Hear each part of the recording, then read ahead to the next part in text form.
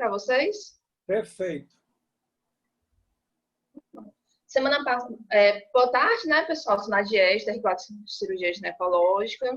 Semana passada a gente tinha conversado sobre endometriose e dos vídeos a gente acabou conversando mais sobre miomectomia, a cirurgia de esterectomia, e surgiu a dúvida sobre miomectomia, então hoje ficou o tema para a gente falar sobre a miomectomia laparoscópica. Trouxe aqui um vídeo, que é um detalhe, Nádia, esse serviço aí, quando eu fiquei na França, ó, o Tom Bordet, o Revaz Bochorritville, o Chauvet, todo esse grupo aí é o grupo do CSI Ertang, que é o CICE, que é o Centro Internacional de Treinamento. Bem legal, esse pessoal todo eu vi operar, eles operam muito bem. Eles que fazem a escola de fazer monopolar e bipolar, né? A cirurgia. Isso. O Budel, ele é um oncologista, o Revaz Bochorritville, ele é georgiano e faz muita cirurgia para prolapso. É um grupo muito legal. São muito bons. Então, o Poli, Chauvet, pode ir. E aqui eles conseguem também organizar o pensamento de como fazer os 10 passos da miomectomia laparoscópica, que é preparar a cirurgia, ergonomia material, prevenção de hemostasia, a própria esterotomia, enucleação, hemostasia, checar os miomas, sutura, extração e a prevenção de aderência. A gente vai falar de cada um. Preparar a paciente, basicamente, avaliar, basicamente não, né? É complexo, avaliar a paciente que tem indicação cirúrgica. Uma vez que ela tem indicação cirúrgica por anemia, você deve corrigir a anemia, porque é uma cirurgia que pode gerar um sangramento excessivo. Selecionar essa paciente bem e fazer um bom pré-operatório de imagem, porque como é uma cirurgia que você precisa ter um suporte de imagem para a localização dos miomas, ele orienta para fazer um ultrassom com um Doppler, ultrassom 3D ou ressonância. E a gente consegue ter uma melhor localização para programar a incisão cirúrgica. A seleção das pacientes, ele diz basicamente, devem ser pacientes com menor de 45 anos, que desejam gestar, e vai depender da avaliação também do cirurgião. Opa, vou voltar aqui um pouquinho, foi errado.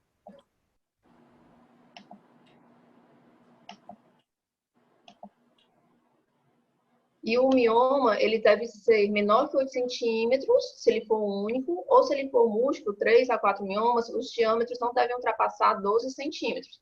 Mas ele diz que deve ser individualizado de acordo com o cirurgião.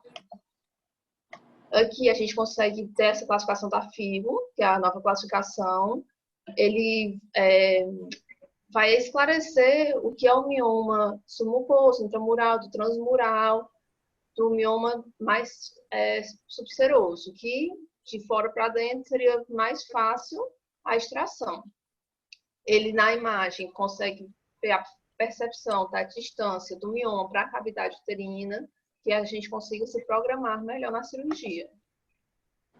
Essa descrição detalhada deve ser feita por imagem. Aqui ele mostra um ultrassom e uma imagem da ressonância. E aqui um desenho que seria a programação deles para intraoperatório. E além de afastar a malignidade também, né? Porque lembrando que para a cirurgia benigna, a miomectomia laparoscópica. Preparar o material é importante. Aqui, o que a gente tem diferente da MEAC é o uso de clipes temporários, o restante é o nosso dia a dia.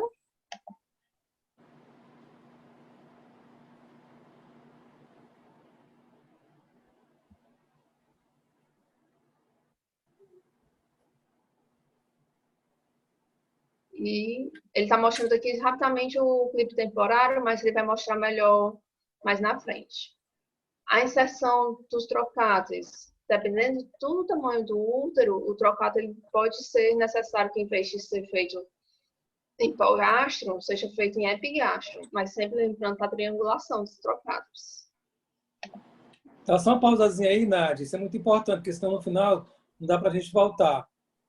Essa colocação dos trocáteres que você está vendo na anterior, ele é uma característica, é quase que uma assinatura da escola francesa, que é a triangulação. Você vê os dois trocáteres inguinais e um trocáter central abaixo do infraumbilical. A grande vantagem dessa técnica da triangulação que eles apregoram é que você vai estar sempre deixando o ponto de entrada da câmara cerca de 10 a 15 centímetros, no mínimo, até 20 centímetros do órgão-alvo. Então, você pode subir, que é o vermelho, ou baixar, que é o azul, e mantendo sempre a relação triangular, que é o que a gente segue, diferente da escola americana. Tá? Então, não necessariamente a câmera pode entrar no umbigo. Por exemplo, a câmera pode entrar no epigastro, e você pode usar o umbigo como trocáter central, entendeu? A depender do tamanho do mioma. Aí aqui o trem, a suspensão dos órgãos, por exemplo, você pode fazer uma fixação dos ovários na parede pélvica e a importância da manipulação uterina, que a mobilidade uterina é muito importante para o sucesso da cirurgia. Inclusive, é um dos critérios, o útero que seja móvel para poder a gente fazer a incisão adequada. Ele mostrando a manipulação, a fixação aqui na lateral. E agora ele vai falar da prevenção de hemostasia, que no caso dele ele usa clipes. Por quê? Quanto mais sangramento, aumenta a chance de converter para a laparotomia, diminui a qualidade da câmara, acaba prolongando o tempo cirúrgico.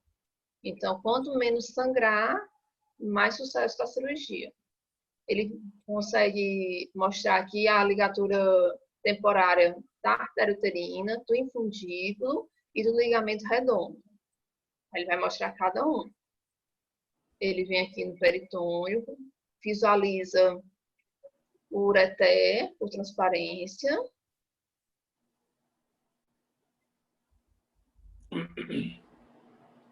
Ele faz a incisão do peritônio. Ou ele vai na umbilical obliterada, que a gente sabe que é o marco anatômico na ilíaca, ela vai diretamente para a uterina, a bifurcação.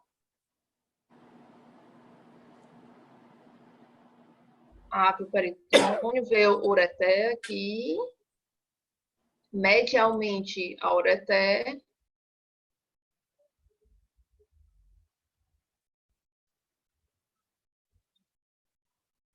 Ele faz a aplicadura da artéria uterina. E agora eu tenho infundíbulo pélvico. Bilateral. E do ligamento redondo. Agora, para a esterotomia, quando ele faz a incisão, preferencialmente na linha média, com energia monopolar, a incisão já programada, de acordo com os exames de imagem, você deve pensar na anatomia do útero e pensar também na sua sutura. Faz a incisão até encontrar o mioma e encontrar a cápsula.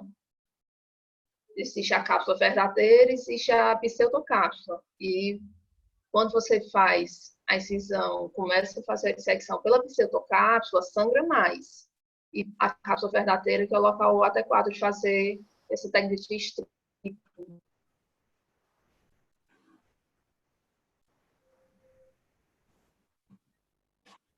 Sempre tração e contratração.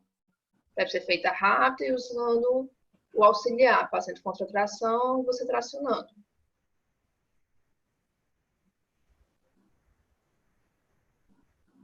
Ele até cita que se você não estiver observando bem a cápsula, se estiver na dúvida, principalmente quando faz GNRH antes, que teste essa delimitação, é melhor adentrar mais o mioma do que você fazer na pseudocápsula, a tração e a contratração.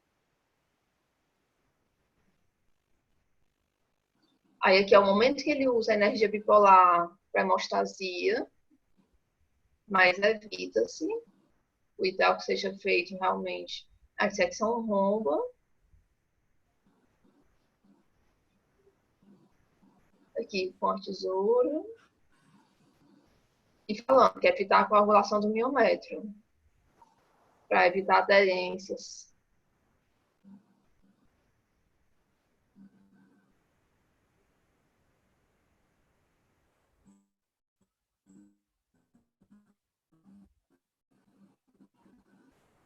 Checar a cavidade endometrial colocando, por exemplo, azul de metileno. Aí ele consegue dizer 3 técnicas para revisar, né? Se você imaginava que tinha 3 miomas no intraoperatório, se você retirou 2, cadê o terceiro? Revisar o exame de imagem que a paciente fez. E também pode colocar um dedo pela incisão do trocáter e procurar, palpando o útero em busca do mioma. Por isso a importância de fazer um pré-operatório, um exame bom, que você consiga delimitar bem. A sutura é para hemostasia e uma sutura pensando em permanecer a fertilidade, que é uma das principais indicações de miometomia, o paciente que deseja gestar. Aqui ele mostra novamente a classificação da FIGO, dizendo que deve ser feita dupla camada nesses miomas, os intramurais e os transmurais. Preferencialmente vai ser dupla camada. Aí aqui a sutura ele faz a camada mais próxima, mais interna, e a externa existe essa técnica em bola de beisebol, aqui ó, a camada externa, que não deve ser muito apertada para evitar isquemia e ao mesmo tempo ela deve ser firme.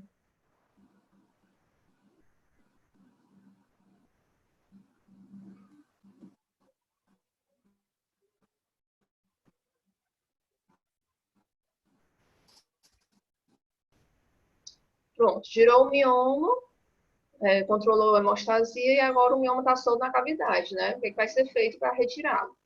Pode ser feita a extração pelo trocada de 10 com morcelamento.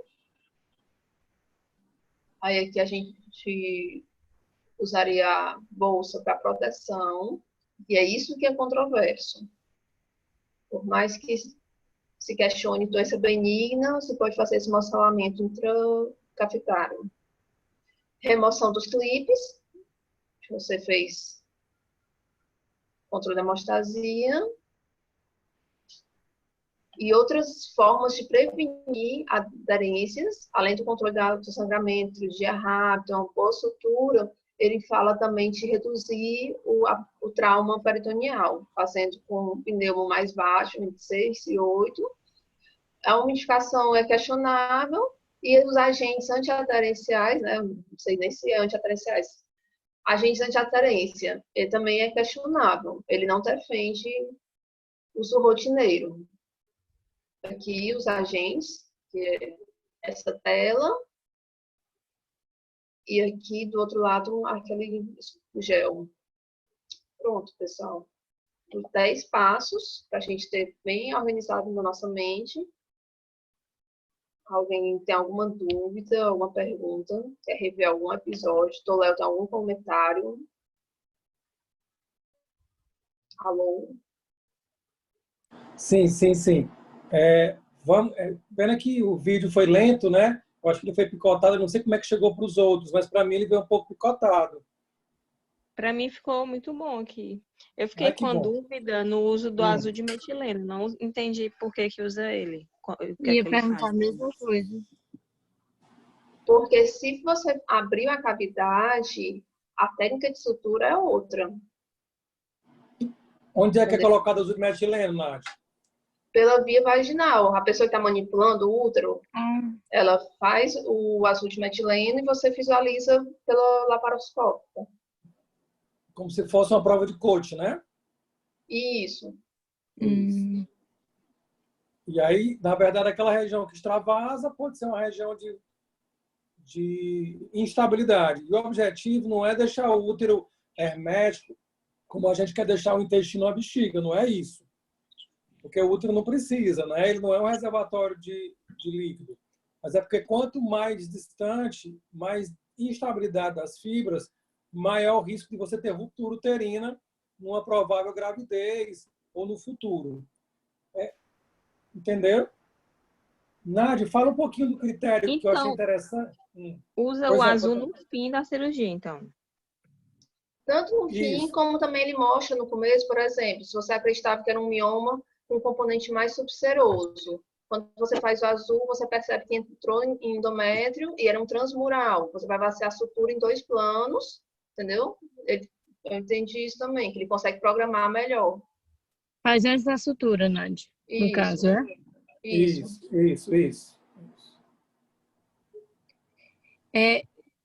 Nádia, parabéns. É Carla falando. Muito bom. Oi. Quanto aos critérios para fazer a miomectomia, tu falou que é 1 até 8 centímetros ou Isso. 3 até 12. 3 a 4 até 12. No caso, é a soma dos volumes dos miomas, não pode ultrapassar 12. Ele fala soma dos diâmetros.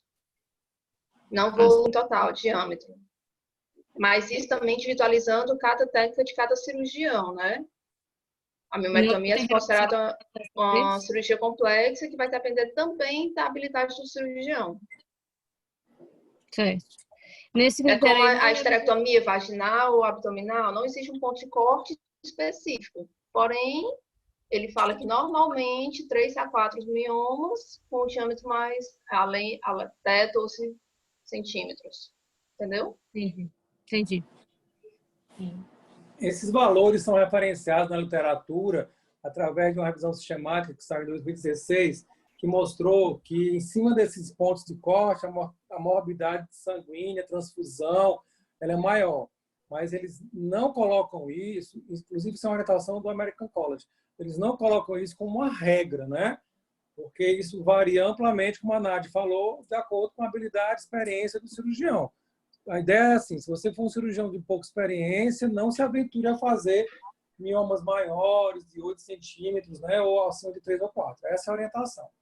Igual a história do volume uterino, né, que não é uma regra estrita, mas que é muito mais difícil fazer com esterectomia com útero acima de 350.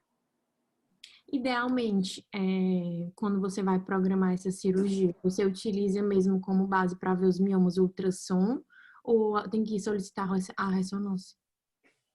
Boa pergunta. Diz aí, Nath. Boa pergunta. Eu já ia pedir ajuda nessa pergunta. São equivalentes. Porém, assim, eu não tenho embasamento científico, Léo, para responder isso. Mas o que eu vejo na prática é dando preferência à ressonância. Pois é verdade? Era o que eu imaginei também. Por isso que eu falei até idealmente. Me ajude aí, Léo. E por que a gente faz ultrassom e na grande maioria opera com ultrassom e pronto? É pela ausência de disponibilidade da ressonância? Digamos que a gente possa fazer ressonância. Na verdade, o ultrassom ele vai trazer alguns critérios de risco e de potencialidade de não ser um mioma. Por exemplo, o ultrassom ele mostra muito bem a cápsula, o contorno, a ecogenicidade. E a ecogenicidade do ultrassom ela sugere muito um tecido hiposcelular, que é o tecido tipo do mioma. Aquele tumor que tem uma cápsula irregular, ultrassom, sobretudo que no Doppler vai ter fluxo intramioma, isso é suspeito. Isso é provável que não seja um tumor benigno. Aí, nesse caso, a orientação é você tentar fazer ressonância. Existem algumas tentativas de padronização, principalmente da Sociedade de Laparoscopia, para tentar utilizar critérios ultrassonográficos em todo mundo. E aquela paciente que tem critérios de benignidade, cápsula bem definida, mioma hipoecogênico, sem vascularização, provavelmente 99% de chance de ser benigno. Mas qualquer outro dado, como contorno irregular, como vascularização interna, é uma forte possibilidade de malignidade. Essa paciente entra no fluxo para fazer ressonância. Na ressonância, você vai ver imagens muito parecidas, porém, você tem o artifício de utilizar marcadores em proliferação celular e de mitose, porque as células que se dividem mais, elas consomem mais glicose. E aí você tem uma curva de dissociação muito parecida com a ressonância mamária, que ajuda você a identificar se aquele tecido tem mais mitose ou menos mitose. E aí você pode aumentar a sua sensibilidade para ver um mioma pluricelular, um sarcoma ou um mioma normal. Então, assim, a ressonância ela ajuda muito nessa diferenciação entre benigno e maligno. Mas, além disso, ela também dá um mapeamento melhor do mioma. Ela mostra melhor as localizações. Essa classificação que a gente vê aí, né, da FIGO, ela é bem melhor de ser feita com a ressonância. Mas não quer dizer que você vai fazer ressonância em todo mundo, né? Pelo contrário. Você vai operar ainda a grande maioria dos miomas com ultrassom simples mesmo. E esteroscopia, no caso, também. Muito bem, isso. Para quê? Qual é a vantagem da esteroscopia nessa classificação dos miomas? Para a gente determinar... Pode falar, Nádia. Não, se você conseguir fazer via esteroscópica, via vaginal, seria menor morbidade, né? Para determinar se ele é submucoso, né? O padrão de acometimento submucoso do mioma, para fazer classificação completa, né? Esse grupo de Clermont-Ferrand, o Bourdet, que é esse cirurgião, ele tem um trabalho muito interessante que ele não cita nesse vídeo, que é o que a gente chama de realidade aumentada. Eles trabalham com um programa de computador onde eles sobrepõem as imagens do mioma via ressonância durante a laparoscopia, no vídeo da laparoscopia. É bem legal. Então, eles congelam a imagem da laparoscopia e projetam a imagem da ressonância dentro da tela do laparoscópio. Então, você consegue visualizar melhor cartograficamente o mioma. Isso é um trabalho deles que eles apresentaram nos últimos anos nos congressos da AGL. Interessante eles não terem citado aí. Mas é bem interessante. Em relação a ístero, ele recomenda só se tiver componente, né? No ultrassom, Léo? Isso, Raquelzinha, exatamente. Para você poder estudar a possibilidade de fazer 2 tempos, né? Fazer um componente submucosa, porque a ideia é você tentar evitar na laparoscopia entrar na cavidade, evitar ao máximo entrar na cavidade. E também, isso, como a ressonância vai dar essa margem muito boa também, né? Isso. Realmente, se estiver pensando em tirar por baixo alguma coisa, acho que como o Léo falou. Exatamente. Mais alguma pergunta? Eu tenho várias. Nádia, o que você achou da clipagem da artéria uterina? Se a gente deixar esse clipe aí, tem algum problema? Não. O paciente vai ficar infesto, não vai necrosar o útero, não? Não, tem a circulação colateral, que é o suficiente, que isso consegue suprir. Isso. A gente preferencialmente faz que acesso? Você já viu a gente fazer? Tá. Esse acesso, igual do umbilical vídeo. obliterada, né? Sim. A gente encontra a umbilical obliterada na parede pélvica, desce, né? Qual é o primeiro vaso que a gente vai encontrar? Vesical superior. E o segundo é a uterina. É sempre assim. Você vai encontrar a umbilical obliterada, levanta. Primeiro vaso, vesical, pula. Segundo vaso é a uterina. Você já vê, ela parece uma minhoquinha. É bem fácil de você clipar. E você pode, inclusive, queimá-la. Não tem problema que os vasos colaterais, principalmente o ovariano, dá conta do recado. Não tem associação com aumento de perda ou de infertilidade, não. Existe uma alternativa à ligadura das artérias hipogástricas uterina, que não foi citada no trabalho. Já vou te dizer por quê. Porque na França, essa alternativa não é permitida. Qual é? Não sei, Léo. A vasopressina. O uso da vasopressina, que é um vasoconstrictor potente, é o que é mais feito no mundo, principalmente nos Estados Unidos, que é você injetar vasopressina ao redor do tumor para isquemiar aquela área e fazer a dissecção sem precisar ter o tempo, né, de clipar a uterina. A vantagem da vasopressina é mais rápido, mas quando você tem muitos tumores, né, muitos miomas, fica difícil você ficar colocando vasopressina em tudinho. E na França é proibido por causa do risco de taquicardia, de arritmia, que acontece em todo lugar, mas lá eles não permitem, por isso que eles não citaram. Tá? Certo. E qual escola que usa a vasopressina? A escola americana e o restante do mundo. Por exemplo, Estados Unidos e América em geral, eles usam vasopressina. Na França e Itália, eles usam a ligadura das uterinas, que é proibido. Em relação à pseudocápsula, qual a importância da pseudocápsula na sutura do mioma? Além de você identificar a pseudocápsula para melhorar a hemostasia, a literatura fala que quando você sutura a pseudocápsula e depois sutura o miométrio, Os resultados com estabilidade e com redução de ruptura são melhores. Então, ao dissecar o mioma, individualizar direitinho, separar a pseudocápsula e você suturar a pseudocápsula, é mais seguro, é mais firme do que você arrancar tudo e deixar a cápsula junto com o mioma e fazer uma sutura feia sem individualizar os planos. Então, por quê? Alguns estudos mostram que a pseudocápsula contém fatores de crescimento vascular e que potencializam a melhor cicatrização do miométrio. Tem vários estudos em animais que mostram que é melhor. E qual é o fio ideal? Monofilamentar ou multifilamentar? Monofilamentar? A sutura a gente faz com fio monofilamentar, tipo caprofil, ou é melhor fazer um multifilamentar do tipo Vicryl? É uma boa pergunta, né? Boa pergunta. Na verdade, depende. Por exemplo, o monofilamentar ele é melhor para evitar aderência, ele é melhor para evitar inflamações do tecido, porque ele passa de uma vez só que ele é mais difícil de dar o ponto, porque ele tem muita memória. Então, você pode perder tempo no sangramento e ter uma hemostasia pior. O multifilamentar ele é melhor de suturar, melhor de trabalhar, porém, ele dá mais lesão no tecido, ele gera mais reação inflamatória e mais potencial de aderência. Então, assim, se você for um cirurgião habilidoso, conseguir suturar rápido, faça com monofilamentar. Se você for um cirurgião menos habilidoso, mais inseguro, faça com multifilamentar. Vocês viram o dedinho dele? Que coisa engraçada, né? Também achei. Vocês perceberam que a sutura deles era uma sutura externa, não era uma sutura interna? Como assim, doutor?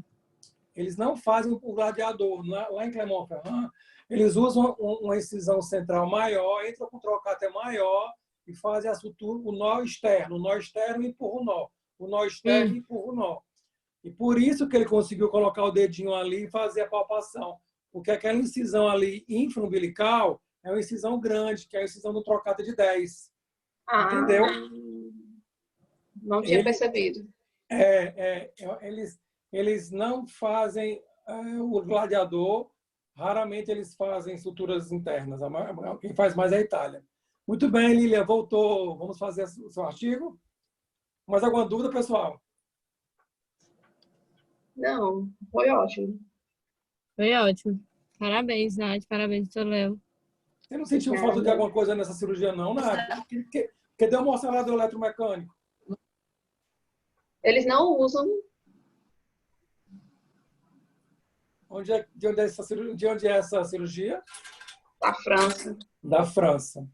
Eles usam o bisturi mesmo, lâmina fria, cortando, como vocês viram, dentro do saco. Mas tudo eles ensacam. Até o útero, quando vai fazer a esterectomia, para passar na vagina, eles ensacam. Mas eles não usam o mocelador eletromecânico, que é mais caro. Não é? Eles fazem com a lâmina de bisturi. Eles são muito conscienciosos em relação ao gasto. É impressionante. Assim como eles economizam bastante. Principalmente quando é a tecnologia americana. Porque eles têm subsídio para usar a deles e não importar a americana.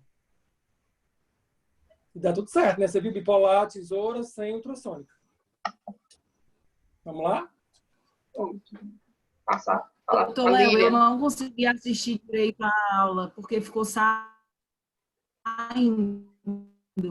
Mas eu tinha assistido o vídeo antes da aula. Aquele material de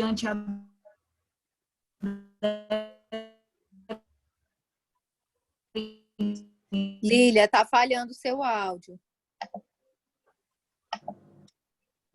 Ela não pagou a internet esse mês, a Lilian. Coloca o que é. Não sei se já foi citado isso que eu. E é porque a minha internet está 4 pauzinhos de 5, mas não está funcionando. Porque quando você atrasa, eles vão tirando aos poucos. Aí depois de um mês eles cortam. É igual a energia. Todo mundo aqui usando a internet. Todo mundo aqui. É o seguinte, existe uma meta-análise recente da Cochrane que comparou várias estratégias de anti-hemostático e parece ter um benefício com odds ratio pequeno. Algumas substâncias, principalmente celulose oxidada e colágeno bovino, que é biológico, parece melhorar, diminuir a aderência. Uma coisa é hemostático, outra coisa é antiaderente. São duas coisas diferentes, né? Porque o anti-hemostático, ele tem um efeito só tamponador. O antiaderente, ele tem um efeito de formar uma membrana que evita que haja cicatrização. Então, em relação à antiaderência, existe uma meta-análise que mostra parecer haver uma superioridade. O problema é que existe uma diversidade muito grande de materiais e esses estudos não são muito uniformes. Outra coisa, para a gente tem no Brasil algumas formulações, por exemplo, o Adésio, que é uma formulação que é muito utilizada em cirurgia cardíaca, é a base de celulose oxidada, ela custa quase R$9.000, é muito cara, né? Então, assim, é algo que é meio inviável. A gente tem, como anti-hemostático, o Gelfuan, que é mais baratinho, mas que eles não têm uma evidência de ser tão superior e de não combater a aderência. Então, uma coisa é anti-hemostático, outra coisa é antiaderente. Os antiaderentes realmente são muito caros e difíceis da gente conseguir. A gente teve a amostra de antiaderente, era um pauzinho. Sempre que eu achava que não era tão caro, pelo menos pelo que a representante falou. Esse pauzinho aí, ele é outra marca, ele custa uns R$4.000. Imagina, um bisturi ultrassônico custa 2.000 e pouco, né? Só o pauzinho que você vai usar sem ter muita evidência, que é uma coisa que não é essencial. Onde é que ele se mostrou mais evidente? Nas cirurgias para miomectomia, tentando evitar a aderência, mas não mostrou impacto, por exemplo, no índice de ruptura uterina, que ainda assim é muito pequeno, né? Mas, assim, para fertilidade, para se isso impacta em você engravidar ou não, não tem evidência. Eles viram que na laparoscopia second look que tinha menos aderência, mas se isso aí vai dizer que tem menos fertilidade, ninguém sabe. Doutor Léo, Hum. Costuma ser feita análise de RH para priorizar fazer abordagem por vídeo? Tem vantagens? A Nath falou uma coisa, né, Nath? Repete aí. Quando você faz o GNRH, a cápsula fica menor delimitada. Ela perde essa delimitação. Porém, se você tiver uma paciente com anemia que já vai fazer o controle hematimétrico, seria a indicação do GNRH. Entendeu? É só pela anemia, para reduzir o tamanho do mioma, não. Também é possível, mas aí é a situação de exceção. Como a gente vê na nossa prática, né? Imagina, você tem um útero gigantesco, um mioma enorme. A paciente com dificuldade de fazer laparoscopia e ela não pode fazer aberta. Você quer tentar diminuir o mioma para tentar fazer laparoscopia. É uma alternativa, é uma conduta heróica. A gente tem vários casos que a gente faz e diminui. Porém, o análogo tem um efeito antiproliferativo nessa pseudocápsula, diminuindo a sua formação e gerando uma imagem meio bizarra na transição entre o mioma e o miométrio, que faz com que sangre mais. Muitas vezes também gerando amolecimento do mioma, que dificulta mais ainda o plano cirúrgico. Então, assim, diminui o sangramento pré, mas dá mais trabalho no intraoperatório, que pode aumentar o sangramento intraoperatório por conta disso. Entendi. Mas é exceção, a gente usa em situações excepcionais. Vamos lá, Liliazinha? Ainda tem uma live hoje. Vamos tentar ver se minha internet dá certo.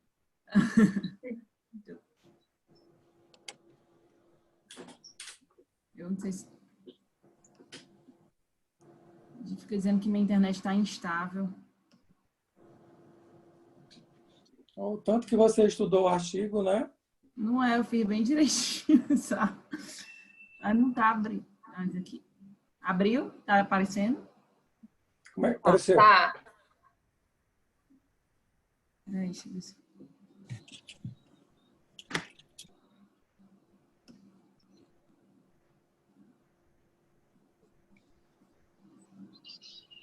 Pronto. Tá dando certo? Tá ótimo. Pronto, então tá. Vamos ver se minha internet, qualquer coisa, vocês avisem se a internet estiver falhando.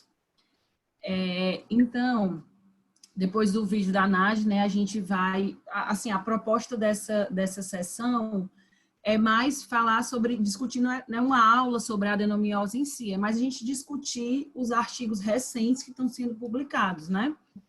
E aí, esse artigo, ele foi publicado em fevereiro, agora de 2020, nesse jornal, né, JMIG, no Jornal de Cirurgia Minimamente Invasiva, certo?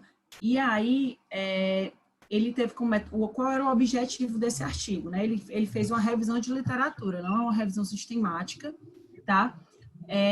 Ele quis revisar quais eram os sistemas de classificações que existiam da adenomiose. Sistemas de classificações histológicas e de imagens, que imagem incluía ultrassom e ressonância, para poder determinar se esses sistemas de classificação tinham alguma utilidade clínica, né, para o prognóstico da paciente ou para alguma intervenção terapêutica. Tá dando para ouvir? Tá. E aí, como foi os métodos de seleção do estudo, né? Foi pelo PubMed, ele colocou os nomes, né? Adenomiose, classificação por ultrassom, classificação por ressonância e diagnóstico, e selecionou os artigos e separou em três categorias, né? As classificações histopatológicas de adenomiose, ultrassonográficas e de ressonância magnética de adenomiose, para poder fazer a comparação com a utilidade clínica.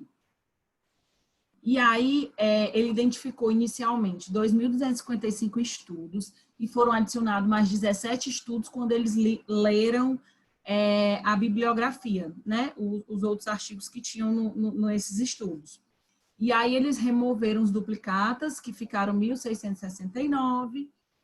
Desses 1.669, leram os resumos e tiraram alguns, né, e ficou só 278. Desses 278, eles leram todos, mas elegeram que só 42 pareciam mais com o artigo. Desses 42, eles leram detalhadamente e incluíram apenas 18, certo? Então, nesse artigo de revisão foram 18 estudos. Dos 18 estudos, 8 tiveram caracterizados na classificação histológica. Um foi que teve uma correlação terapêutica, mas esse estudo era um estudozinho bem ruim, que era um estudo antigo, de 1976, e 9 deles tiveram relacionados à classificação de exames de imagem na adenomiose. Dos 9, só um era de ultrassom e 8 eram de ressonâncias magnéticas, certo? E aí, só para pincelar, antes de começar, sobre a adenomiose, né? A adenomiose, a gente sabe, é um tecido endometrial ectópico, não neoplásico, no miométrio. Esse endométrio ectópico, ele é cercado por esse miométrio hipertrófico, hiperplásico, que aumenta, de maneira geral, o corpo uterino. A adenomiose, ela foi, como curiosidade, descrita a primeira vez há muito tempo, né? 1860, pelo Rokitansky, até mesmo antes das descrições iniciais de endometriose. Ela era descrita como esse cistosarcoma adenoide uterino, e até recentemente ela só era diagnosticada nas mulheres que faziam esterectomia, né? Fazia a esterectomia, ia para o histopatológico e aí diagnosticava a adenomiose. E aí, quando desenvolveu, né, o ultrassom de alta resolução e a ressonância, é que a gente começou a caracterizar melhor a adenomiose, sem a necessidade que as mulheres fossem para a esterectomia. Em relação à prevalência, eu coloquei esse só para a gente ver da importância desse artigo, porque a prevalência é bem ruim nos estudos de prevalência de adenomiose. Por quê? Porque não existe, como eu digo, uma classificação padrão para adenomiose, que foi o objetivo desse estudo, né? Procurar quais eram as classificações que existiam na literatura. E aí eles viram pelos estudos, né, que antes de existir os exames de imagem, a prevalência variava de 8,8% a 61%, né? Então, muito ruim esse intervalo, né? Mas também essa prevalência era feita só com o histopatológico, né? Passava muitas mulheres aí que são assintomáticas e que têm adenomiose, além de que dependia do ultrassonografista, dependia do tamanho do corte que ele fazia. Às vezes, se ele fizesse um corte mais espesso, ele não ia pegar a área que tinha adenomiose, aquele que cortava mais fininho já pegava. Então, era bem ruim essa prevalência. Com os exames de imagem, tem um estudo nos Estados Unidos que fala de uma prevalência de 20% e outro grupo italiano que falam prevalência de mais ou menos 34%. Resumindo, é bem amplo as informações para a gente definir melhor essa prevalência. Patogênese. A adenomiose, ela pode se caracterizar de várias formas, né? Pode vir de uma forma focal ou difusa no miométrio, pode ser mais um miométrio interno, espessamento, pode ser mais um miométrio externo, contíguo com a serose uterina. E aí, essas diferenças de manifestações vão refletir diferentes mecanismos patogênicos, né? Quando eu tiver uma doença miometrial mais interna, pode ser uma patogênese possível, né? Que houve uma invasão desse endométrio, secundário a um trauma, né? Pode ser secundário a uma ablação endometrial, ou a uma curetagem, ou a uma própria miomectomia que entre na cavidade, né? Pode haver essa invasão de endométrio no miométrio, ou se for uma doença miometrial externa, ela pode ser secundária a uma invasão por endometriose ou de células pluripotentes que acabaram evoluindo para um tecido endometrial ectópico, certo? E aí, diagnóstico por imagem. A gente tem uma revisão sistemática mais recente, né, de 2018, em que coloca a ressonância e o ultrassom muito semelhantes para fazer esse diagnóstico da adenomiose, né? A sensibilidade da ressonância de 77%, e da ultrassom depende muito do observador, né? Vai depender da experiência, que vai variar de 72% a 82%, e especificidade também dos dois muito semelhantes.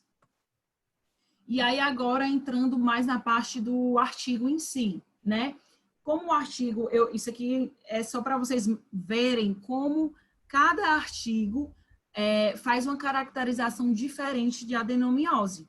Tá? Aqui são as caracterizações histopatológicas que os autores deram para a adenomiose. Né? E aí varia muito. Varia quando a junção endométrio-miométrio, ela está espessada mais de 2 milímetros, com hiperplasia miometrial, ou mais de 2 a 3 milímetros. Outros acham que é mais de 4 milímetros, outros mais de 8 milímetros.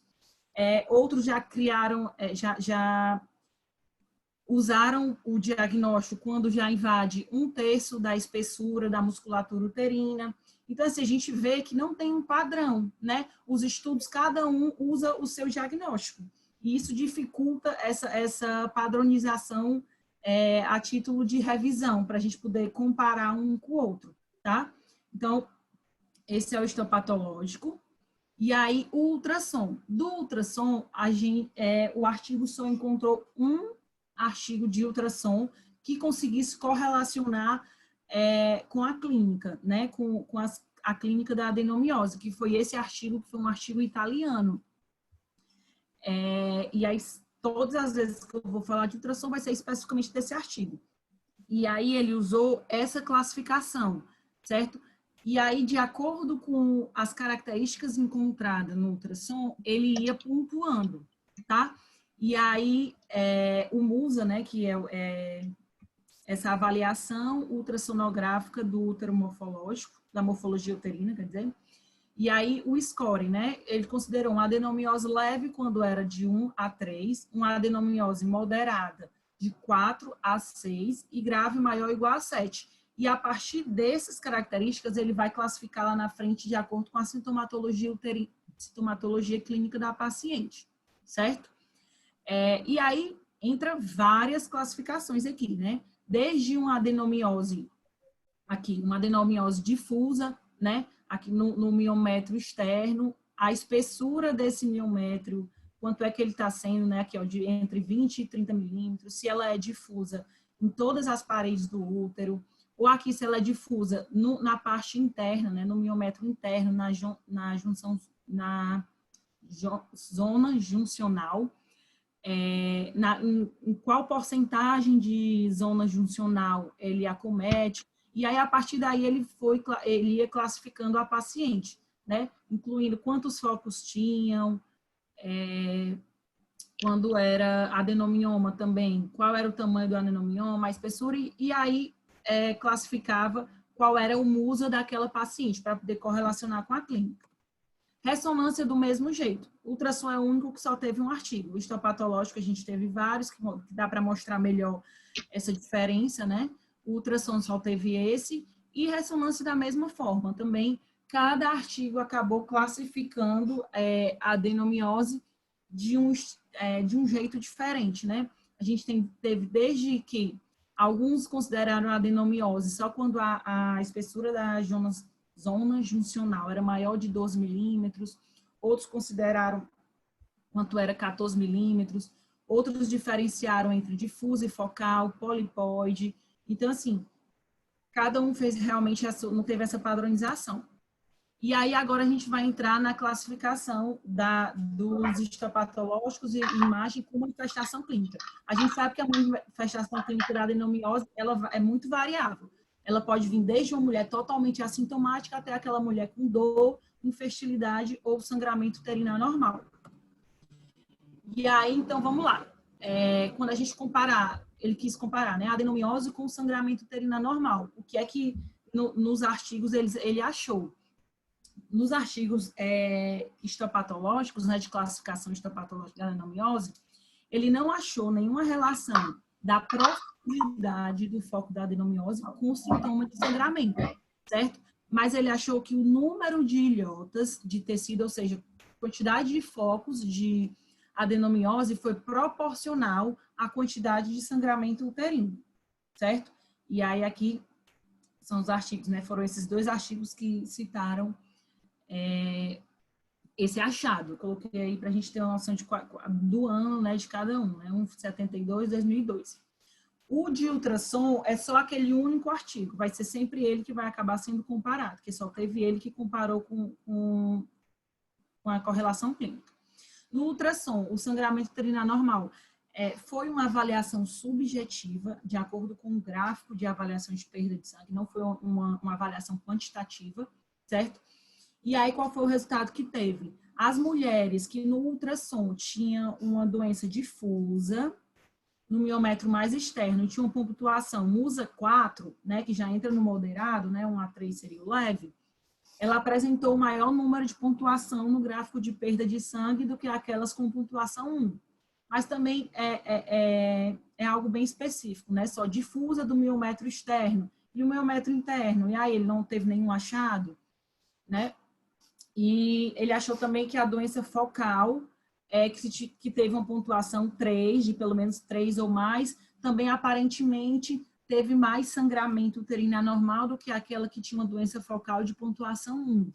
Só que um viés do estudo, né, que o tamanho dessas amostras eram muito pequenas. Tá? É um artigo até recente, né, do ano passado. E na ressonância ele não tinha nenhum desses artigos que correlacionassem o achado da endometriose com a clínica, com o sangramento uterino anormal. Quando ele comparou com a dor, a adenomiose com a dor, no histopatológico a gente teve 3 estudos, né, que foram, eu coloquei esses 3, foi esses 3 estudos, são 2 bem antigos, né, o de 72, 91, 2002, eu coloquei aqui só para a gente ter uma noção.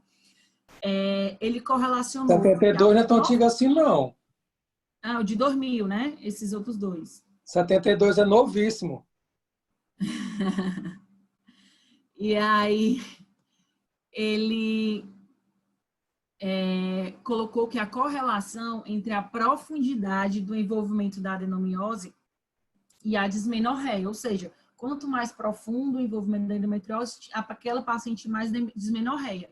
E aí eu não coloquei aqui que não ia ser, não cabia, mas eu coloquei que eram 4 artigos, mostraram uma relação entre o número ou o volume de focos de endometriose e o sintoma. Ou seja, 4 artigos mostraram que quanto mais focos ou quando focos eram maior, tinha mais relação com aquela mulher que tinha dismenorreia, né?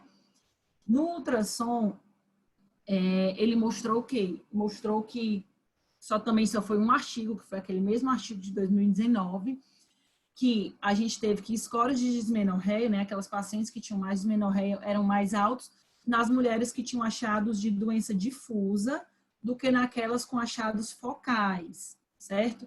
Mas quando se correlacionou dispareunia, não teve nenhuma diferença. Mas também, mais um fato ruim do estudo, é a mesma coisa. A amostra desse estudo também era muito pequena. Ressonância, os estudos não correlacionaram com a clínica da dor. E aí, para correlacionar a adenomiose com a infertilidade, o que é que os estudos mostraram?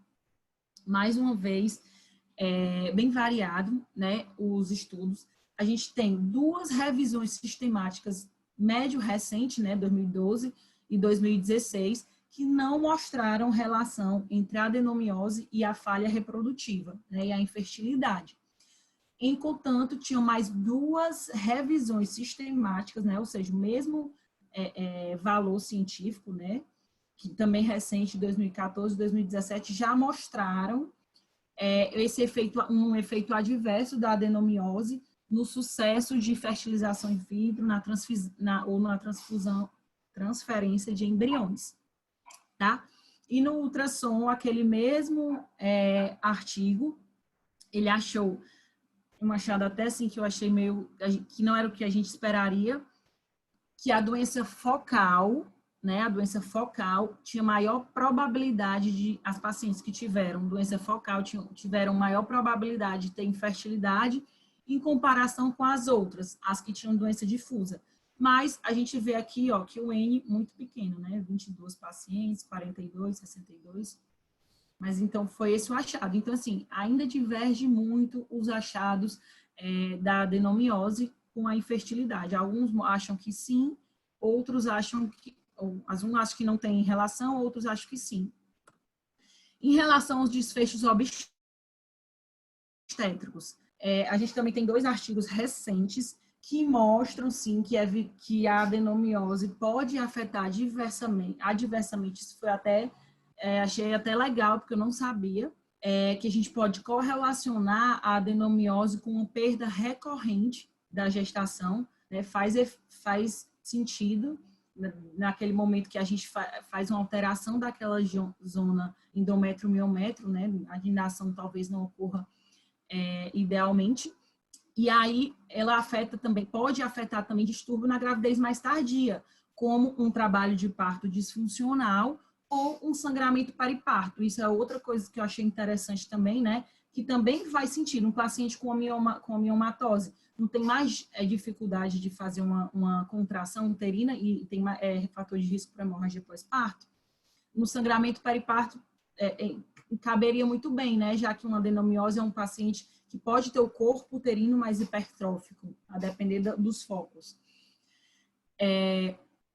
E aqui no ultrassom, naquele mesmo trabalho, né, ele mostrou que as mulheres que tinham a doença focal nessa zona juncional tinham mais probabilidade, concordando com os outros artigos, né, tinham maior probabilidade de pelo menos ter um aborto espontâneo, certo? Comparado com as mulheres que tinham adenomiose difusa. Então, parece que a doença realmente no endométrio-miométrio é pior para abortamento, né, do que aquela adenomiose mais difusa. Mas também é um N pequeno, né? E aí a discussão do artigo foi exatamente, foi que das 2 opções que a gente tem, né, de imagem, de ultrassom e ressonância, a sensibilidade, especificidade e acessibilidade do ultrassom, ele acaba tornando ele como primeira linha, né, mais barato, mais acessível e tem sensibilidade e especificidade semelhante à da ressonância. E aí ele fala, apesar de, como a gente vê que muitos estudos, um discorda do outro, ele acha que o fenótipo da doença, né, ou seja, aquela adenomiose que é mais focal, ou é mais na zona juncional, ou é mais difusa, ele acha que não vai se, em estudos posteriores, né, que quando tiver essa padronização, não vai se relacionar adequadamente com a manifestação clínica ou prognóstico da paciente. E aí ele conclui o que a gente viu, que ainda existe uma inconsistência nas definições histopatológicas, não existe um sistema ainda uniforme, aceito, validado, de classificação de imagem, né, para a gente poder conseguir tomar uma conduta clínica, e que existe essa necessidade, principalmente a título, ele fala, né, a título de pesquisa, né, tem essa necessidade de fazer uma classificação padrão, né, de ultrassom e ressonância para adenomiose. Ele até cita no final do artigo que já existe um grupo internacional, tanto de radiologistas como ginecologistas, que estão tentando fazer essa classificação uniforme de ultrassom e ressonância padrão para adenomiose. E é isso. Muito bem, muito boa a sua aula. A internet funcionou? Funcionou bem, a voz estava ótima, pausado, explicando tudo Ai, direitinho. Fernandinha, você quer fazer algum comentário?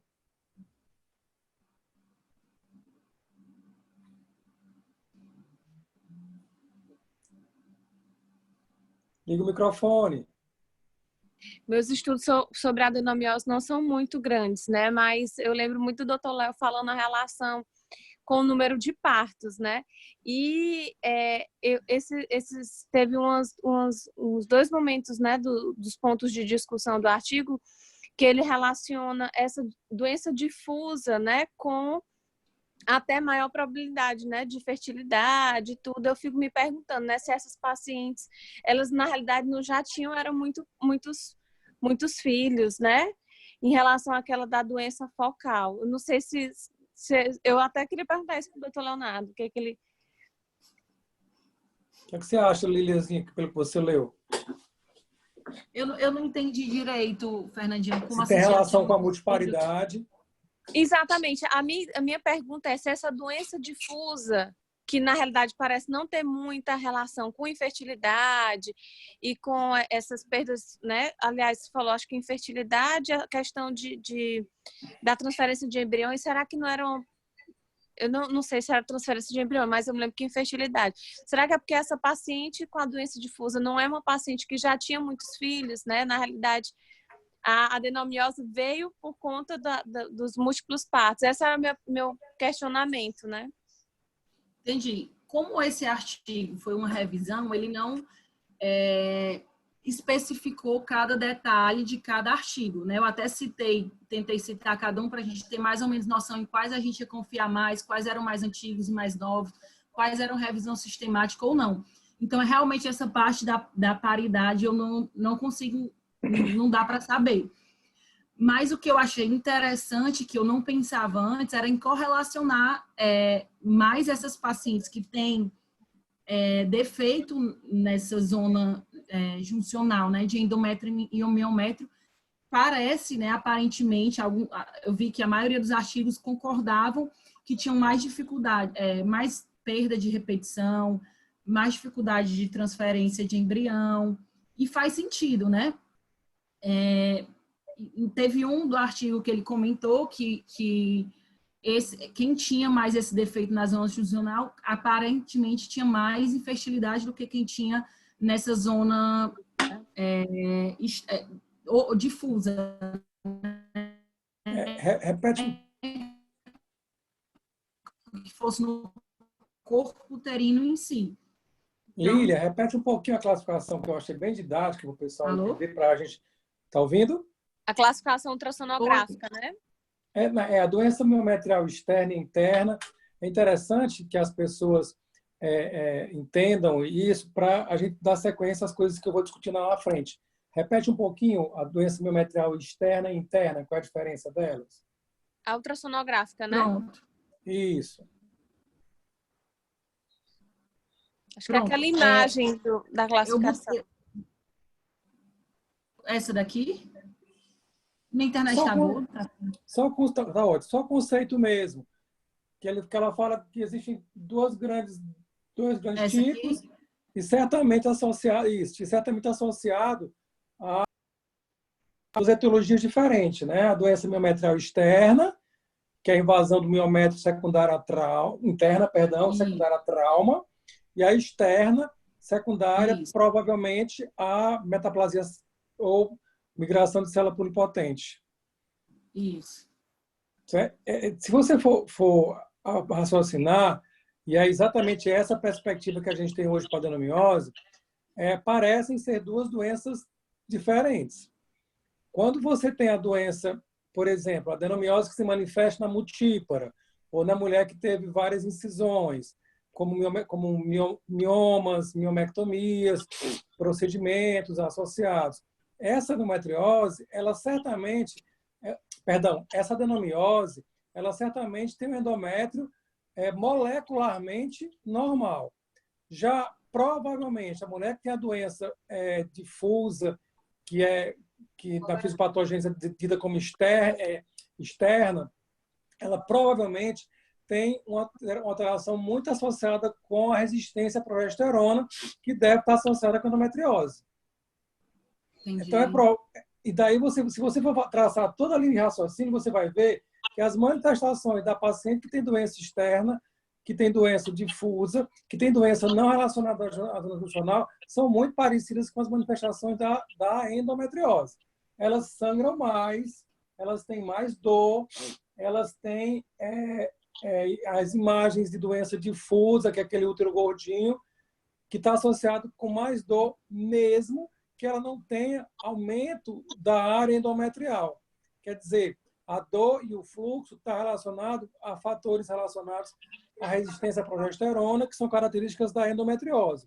Como se a adenomiose difusa fosse, na verdade, mais sinônimo de endometriose.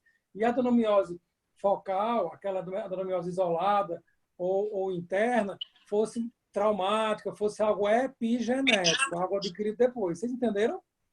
Entendi. Entendi. Por exemplo, se você for ver, ele fala que por exemplo, uma coisa que a gente se debate muito com o ultrassom. Você espera basicamente duas coisas da imagem. Alteração na zona juncional, que você pode ver tanto na ressonância como no ultrassom. No ultrassom você vê, por exemplo, o contorno irregular, o Doppler com a vasculatura invadindo. Na ressonância você vê a ausência da formação do arquimetra, que é uma região de transição entre o endométrio e o miométrio, que na ressonância aparece bem. Se você for ficar esperando encontrar tudo isso em todas as pacientes, você não vai dar diagnóstico de adenomiose, porque é uma doença muito heterogênea. Você vai ver mulheres que têm lesões em ilhas isoladas, mulheres que vão ter o útero gordinho, que são aqueles milhares de focos difusos, mulheres que não vão ter muita alteração na zona juncional.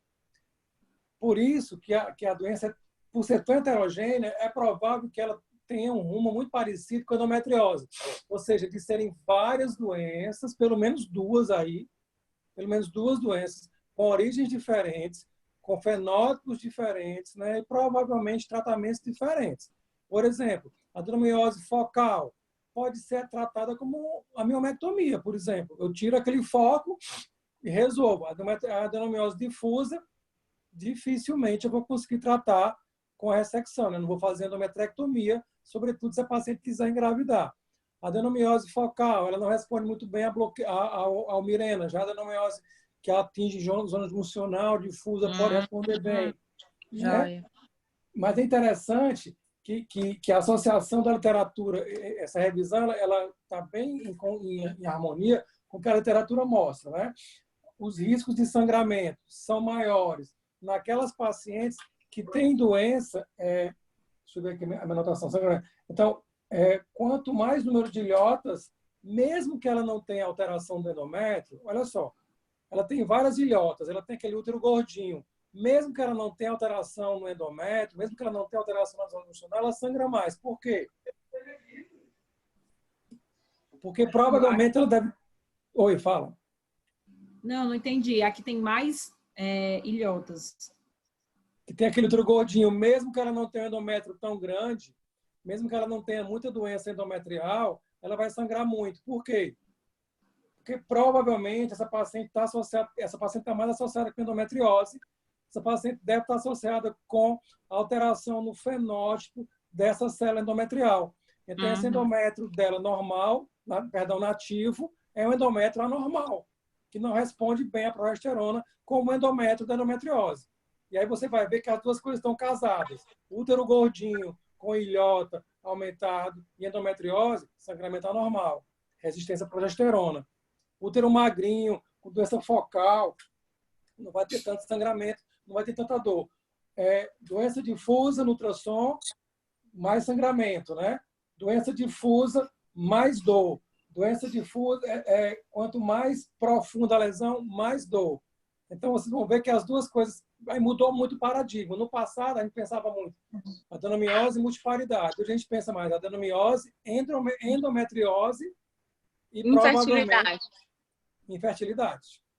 E mais do que isso, na verdade, a gente está pensando como um elemento de dificuldade de implantação. E já tem estudos que mostram que existe uma alteração na segunda onda de migração trofoblástica nessas pacientes por conta dessa alteração nos fatores de crescimento vascular na zona juncional, que é exatamente a zona de implantação. Então, esses pacientes vão ter mais pré-eclâmpsia, vão ter mais trabalho de parto prematuro e vão ter mais perdas recorrentes, né? Por conta desse endométrio, por conta desse endométrio / miométrio doente, que é essa zona juncional doente. Então, hoje, cada vez mais, a gente enxerga a adenomiose como uma manifestação da endometriose, quer dizer, a adenomiose externa, né? E aquela doença focal secundária, a miomectomia, ou a cesárea, né? Ou a multiparidade, como uma outra doença, que tem outra manifestação.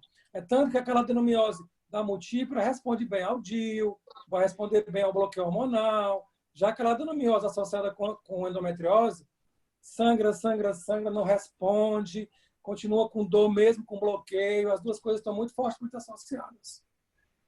E essa revisão, ela alinha muito isso.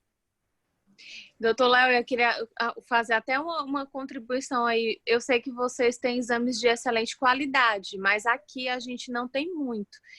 Então, como eu fiz aqui é onde? O pessoal não sabe onde é que você está. Eu estou no Piauí. Ah, não, Piauí. Chiquérrimo. Não, estou em Teresina, pessoal. Aqui a gente ainda tem muita dificuldade, por exemplo, com o exame de endometriose, principalmente. Hoje eu já tenho algumas pessoas, né, que a gente sabe, conhece, referencia, mas principalmente no começo era muito difícil. Então, como eu fiz curso de ultrassom, eu lembro que eu foquei muito quando tinha essa aula de adenomiose, porque aqui praticamente não tinha diagnóstico ultrassonográfico de adenomiose. Então, comecei a desconfiar quando a paciente vinha com exame normal, com útero, só o útero volumoso. Isso é o que geralmente os ultrassonografistas daqui, eles mais conseguem verificar, né? Porque eles somam, né? Fazem a multiplicação e a gente consegue detectar. Mas uma coisa que dá para a gente olhar na imagem do ultrassom é a distorção das paredes, quando isso acontece. Quando eles descrevem também, eles não relacionam com a adenomiose, mas isso pode ser um achado também daqueles cistos miometriais também, né? Uma coisa interessante. E uma coisa que dá para a gente ver mesmo pegando só a imagem, não vendo o exame dinâmico, às vezes a gente consegue ver estria, assim, o endométrio heterogêneo em algumas regiões, né? Então, é a contribuição que eu queria dar para vocês, porque realmente aqui, pelo menos, vocês podem trabalhar em algumas regiões também que as ultrassonografias sejam muito ruins, né? Que é o nosso, pelo menos é o nosso caso, que tem ainda muito médico que deixa, muito radiologista que deixa passar batido. Que achados do ultrassom você poderia ver, assim, na descrição da imagem, que pode não estar sendo descrito, mas pode sugerir adenomiose, baseado no que a gente viu. Vocês viram que não tem uma regra, né? Não tem uma classificação padrão, então fica difícil. É diferente do IOTA, por exemplo, é diferente de outras classificações. A MUMUSA é um grupo muito parecido com o IOTA, da Sociedade de Imagem, que tenta fazer uma classificação, mas que não chegou a lugar nenhum, né? Que aspectos vocês procurariam no ultrassom? Exatamente o que a Fernandinha falou. Vamos lá. A Fernandinha falou, né? O útero volumoso, a assimetria das paredes. Volumoso quando? Se for múltipla, maior do que 140, né? Múltipla, maior do que 140, no ligesta, maior do que... 160, 170. O múltiplo, o normal seria, a gente espera até uns 140, né? O volume isoladamente é um critério perigoso, né? Porque se você tiver o útero de 300, tudo bem. Mas se você tiver o útero de 180, porém, com o diâmetro anteroposterior igual ao lateral e a simetria das paredes... Não, tem que somar. Tem que somar. Então, vamos lá. Volume. Exatamente, essa assimetria das paredes, né? Essa ausência da zona, tipo assim, da zona miométrio e endométrio, não dá para ver, né? Fica prejudicada esse endométrio miométrio. Às vezes dá para, dependendo da foto, realmente dá para a gente ver um pouquinho, assim. Aí pode aparecer também os cistozinhos como se fosse um reforço acústico, né? Essas estriazinhas também dá para ver no ultrassom. Onde? No miométrio ou no endométrio? No miométrio. Tá, e explica só para os R1s, o que é essa zona juncional? Como é que a gente viria isso aí? O preto, o cinza, como é que é a cor no ultrassom? A gente vê mais cinzazinho e mais pretozinho. Isso. Dá para ver a diferença cinzazinho e mais pretozinho, assim. A zona juncional ela faz uma linha bem bonita, bem definida. Então, a solução de continuidade dessa linha é fortemente sugestiva da adenomiose. E o que eu posso fazer para poder reforçar essa solução de continuidade com a imagem? Se eu fizer um Doppler. Não, na zona juncional, não. Então, se eu jogar um Doppler e o fluxo ele for comunicante do miométrio com o endométrio, sugere o quê? Sugere invasão, sugere uma ilhota de adenomiose. Então, ao invés de você ter aquela linha regular, você vai ter umas reentrâncias que formam uma solução de continuidade e um fluxo entrando no miométrio, que pode ser sugestivo de adenomiose também. Então, útero grande, clinicamente, sangramento e dor. Útero grande, assimetria de paredes, a imagem de cistos, ou imagem áreas anecoicas ou hipoecóicas no miométrio, né, com estrias, aquele miométrio tigrado, né, que eles falam às vezes, parece uma coisa de tigre, né, preto e cinza, preto e cinza.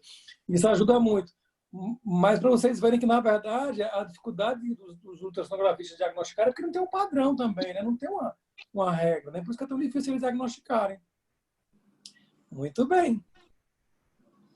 A gente vai esperar a adenomiose só em múltiplas agora? Não. Até porque pode ter essa que você falou, nessa miometrial externa, relacionada à endometriose.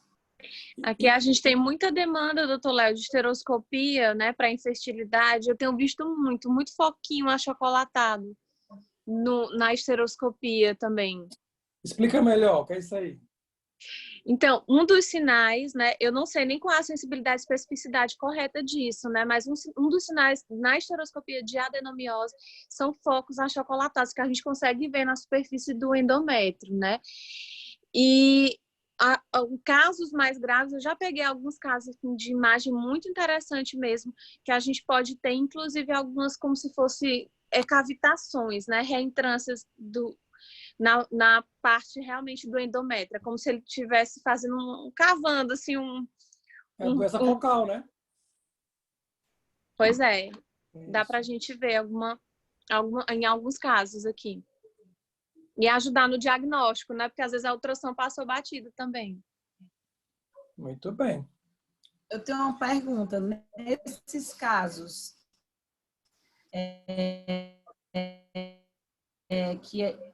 no caso desse, né? Que você faz a esteroscopia e vê um focozinho na estrela muito antiga, de 76, Ball, né? E fazer uma ablação no endométrio. Só que eu ia perguntar qual seria o melhor benefício, né? Essa ablação ou a gente passar uma alçazinha do resto.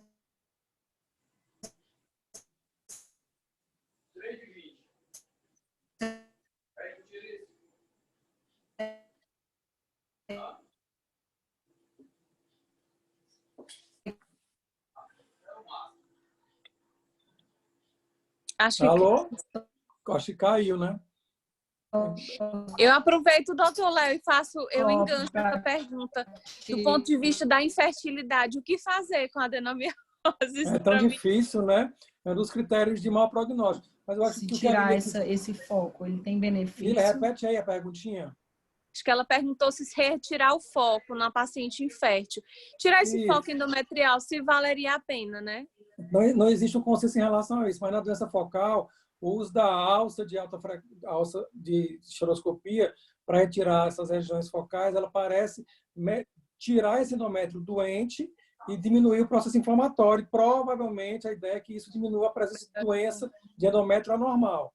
Mas é sempre um dos maiores desafios que a gente tem no pós-operatório de endometriose, é a dor e o sangramento pós-cirurgia pela presença da adenomiose e a dificuldade de implantação Porque mesmo que você tire a doença do peritônio, a doença do endométrio continua. Essas pacientes têm muitas perdas, né? Elas podem fazer uma fertilização in vitro e pela doença endometrial tem muita perda.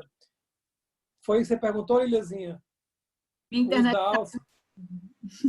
Não, o que é que faria nesse se for caso? focal, você usa a alça. É melhor usar a alça do que você queimar. Porque você vai tirar, você vai ressecar aquela área da adenomiose cística, focal. Agora não adianta você usar a alça na endometriose difusa todinha. Você vai tirar o útero todinho, esse é o problema. Esse é o grande problema. Por isso que elas podem ter mais perda e implantações anormais. Então, de cara uma gravidez mais complexa, né? Com mais risco de abortamento. Não só dificuldade, porque elas às vezes vencem a dificuldade de engravidar com a FIV, mas perdem na implantação, né? Acabam não implantando legal ou tendo abortamento recorrente. É legal que tivesse alguém da infertilidade para falar com a gente, né? Seria ótimo. Era bom, interessante mesmo. Não é? Então, mais 7 horas, vale, meu Deus. Tem que me aciar e jantar. Mas minha sopa. Já a live do Dr. Léo às 8 horas no Instagram. E amanhã vai ter uma live legal com a Cláudia Joaquim sobre endometriose intestinal, viu? Ela é carioca. É uma das maiores experiências no Brasil com endometriose intestinal. Trabalha com o grupo do CRISP. A gente vai falar um pouquinho sobre a doença. Geralmente são abordagens mais para leigo, né? Mais para paciente, mas está valendo. Quem quiser entrar e perguntar e aumentar o número de seguidores, está valendo. Obrigada. Eu queria agradecer. Eu quero que me mandem o link mais vezes.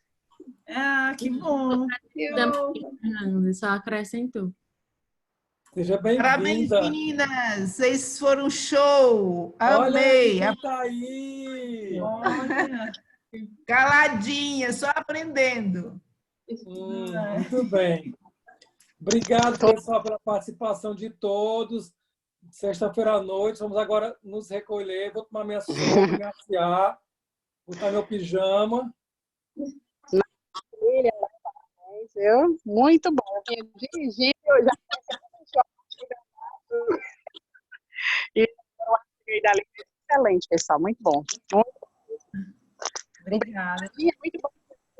Minha gente, eu queria mandar um beijo. Que saudade. Agora que eu tô vendo a doutora Múzia, eu tinha visto a doutora Raquel. Meu Deus, que saudade. Que saudade. Saudade da gente tem você também, viu? Obrigada, gente.